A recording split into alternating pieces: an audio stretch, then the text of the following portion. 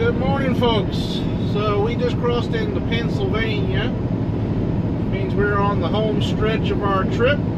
We are still about 130 miles from our destination. We're running a little bit behind what the scheduled delivery time is, but I have a feeling, because that was such a tight schedule, that it's a delivery window, not a fixed appointment. One of the weird things about this company is their dispatch software doesn't really support Windows, so it tells me the earliest I can be there, I guess when they open, and then I just get there when I get there. I have to kind of assume that well, I do my best to get there the earliest I can get there, but obviously on this trip that just didn't happen.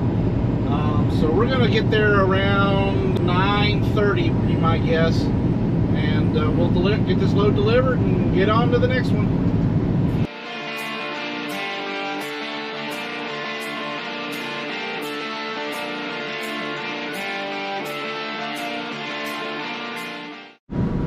Alright, y'all, we are about 15 miles from our delivery. It's foggy. I don't know how well y'all can see through this, but I mean, it's not really bad, terrible visibility, but it's not great either. But we're about to leave the interstate here and get onto the country road, so hopefully we'll get a little bit of good footage on the way into the delivery.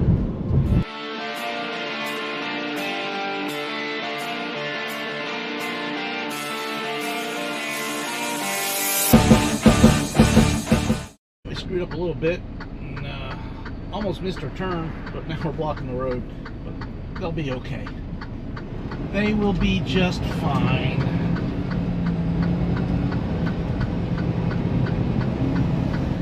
We're at the right place. Yeah, we're at the right place. Now we just got to figure out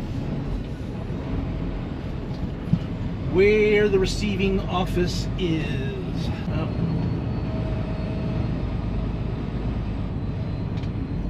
Retina rail decks is not what we're here for. We need to go back to the first building, which means we need to figure out how to turn this beast around. Hopefully they have a place we can turn this beast around. It's pretty tight back here. Looks like there's some space up at the end here. I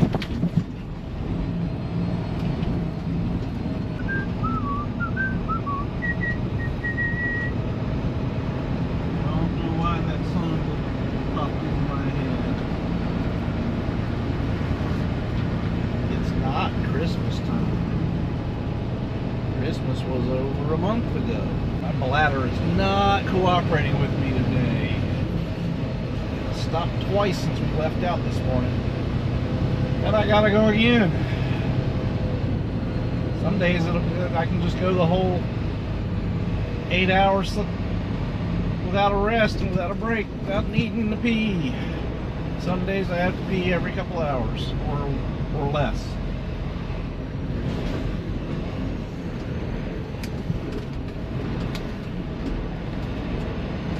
Today is one of those days. I don't know why they feel the need to put so many speed bumps in here. Alright, this is the place we need to be. How do we get in there safely? Where is their office? There is their office. Alright, I'm gonna go get checked in.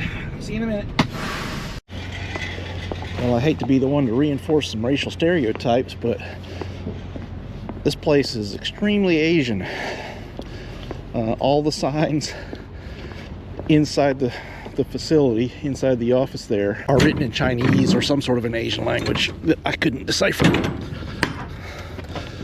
So, I mean, okay. Rice and Chinese. Makes sense. We'll slide the tandems when we're lined up because it's a little tight in here. Not too bad, but a little bit. I was gonna film this location with my head out, but I can't get the tripod mount to come off the camera. So I'll have to work on that while we're sitting. But that means no head mount for this backing maneuver. Not that it's a really particularly complicated one, so you're not missing anything. Let's slide those tandems. It's easy enough to do.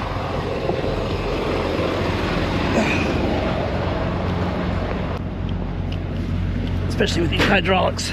That's all it takes. Now, there is a catch to it. Those things have to have air in them for that to work.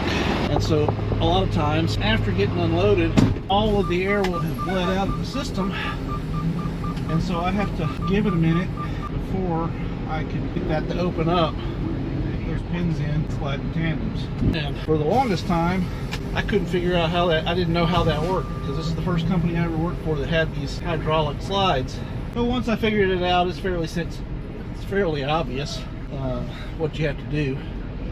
And I've even had to help other people figure it out when it was their first time with a hydraulic slide, because it's not obvious. One of the things my very first trainer taught me when it comes to backing is it doesn't matter how many times you have to pull up, as long as you get it in there.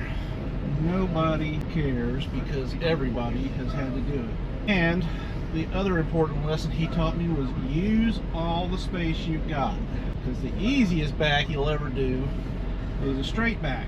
So if you can use all that space to get straight, then why not? All right, folks, we are checked in and docked. I imagine loading or unloading will start pretty soon. I was right about the delivery window, the appointment. That's one of the benefits of these delivering and picking up from these smaller companies, is they're not usually very strict. It's kind of first come, first serve, and there's always plenty of room. So yeah, we got in here no problem. They didn't say a thing about being late or anything like that. So we're good to go. Well, I hope to use this time while we're getting unloaded to do some editing or something productive online. But no thank you. Internet no good here.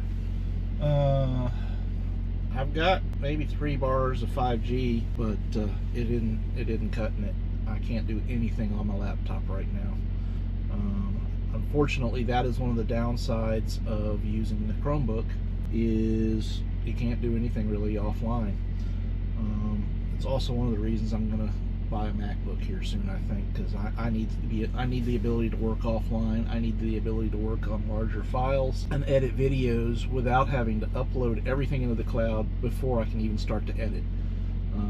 That's just not really a workable solution. So I think I'm going to wind up having to invest in a MacBook. Personally, I hate Apple, but I hate Microsoft more.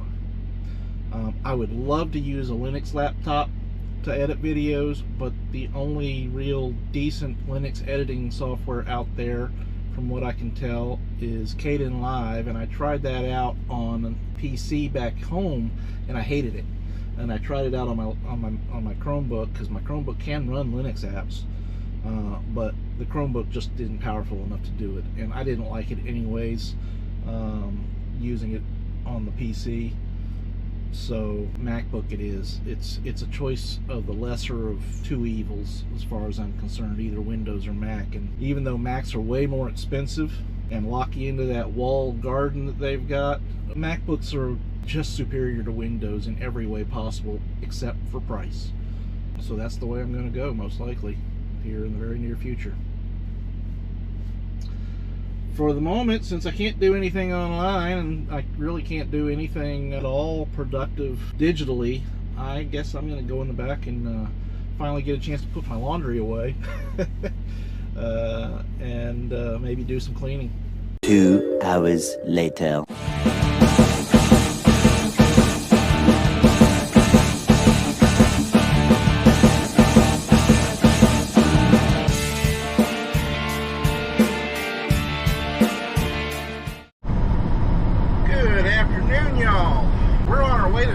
Pennsylvania, picking up a load at Unilever. I don't know what that means exactly. They ship a little bit of everything, and we're going to CVS in Waverly, New York. So the interesting thing is we're picking up 12 different purchase orders, and my dispatcher told me once we pick it up, we got to go through it all and make sure it's all there. Apparently, the broker wants to be extra sure that they're shipping everything that they're supposed to be shipping. And maybe Unilever has a bad track record. That's usually when brokers want to make sure that everything's on the truck, it's because the shippers seem to forget things on a regular basis. So we're going to have to double check that load. Ooh, looks like the bears are out. We just passed one just a second and here comes another one right up here on the shoulder. He's got himself a customer. They're looking for people today. Hopefully they're not looking for us. I don't know why it's always the big places like this that you have the most problems with. Got here and have a whole heap of numbers in my dispatch information, but not the right one. And none of the numbers that I've got can help them figure out which load I'm supposed to take. So I'm sitting, and I reached out to my dispatcher, and he's calling the broker because he didn't have the number either. And I guess the broker's trying to figure it all out. But it's been a good, I don't know, 15 minutes or so. And we're still not checked in because we do not have the number that we need.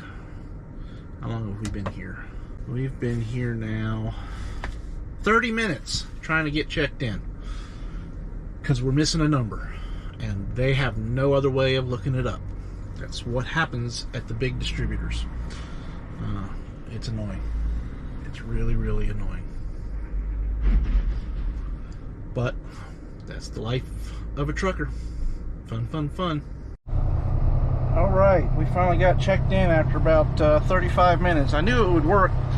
Happens all the time. Every time you finally just give up and go get in your truck and just kind of hang out, that's the exact moment that you get the number so you can go back out and stand in the cold again.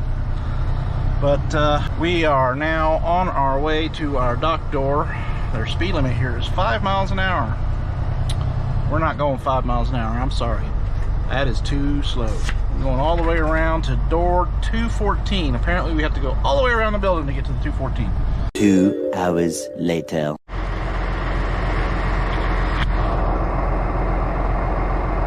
Still a red light.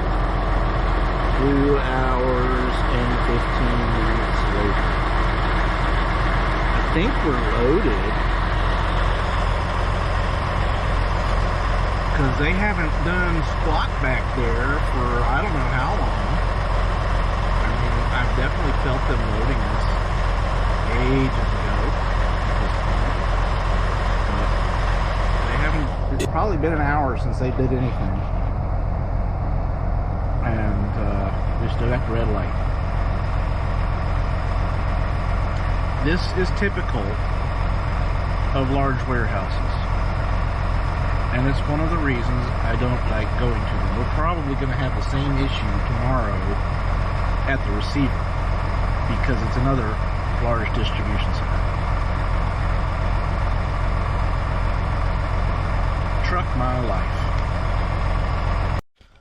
Well, I found a number and gave their office a call and found out that they're at 90% loaded, but it's still going to be another 20 minutes. At least, and I'm betting it's going to be longer, but let's see, it is 4:20 now, so 20 minutes will be 4:40. We'll see how it goes. Something tells me it's going to be a while longer, or I woke somebody up that had forgotten about me, and now it'll get done quicker. We'll see. Alrighty, so they actually did finish loading it right on the dime of 4:40 or whatever it was when they said they would be. And it's a little bit after 5 o'clock now, getting out of here. We're running low on hours, so I'm just going to head north just a little ways up to Carlisle. There's a couple of quick truck stops there, and hopefully we can get into one, get a shower tonight, and get some hot food in the morning and get out of here. It's a short run that we're doing. We're only going 100, I think it was 200 miles to the delivery. Yeah, it was 186 miles to the delivery up in Waverly, New York. So we'll get out early tomorrow and be on time tomorrow. Well, we are parked at the Flying J in Carlisle, Pennsylvania. The lot was pretty close to being full, but we found a spot, no problems, got into it, no issues. So today was a mostly wasted day.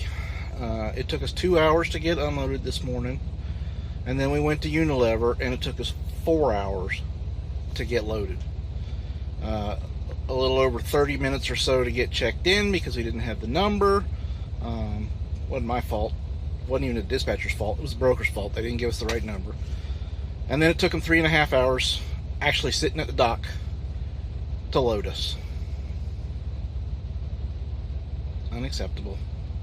But this is trucking.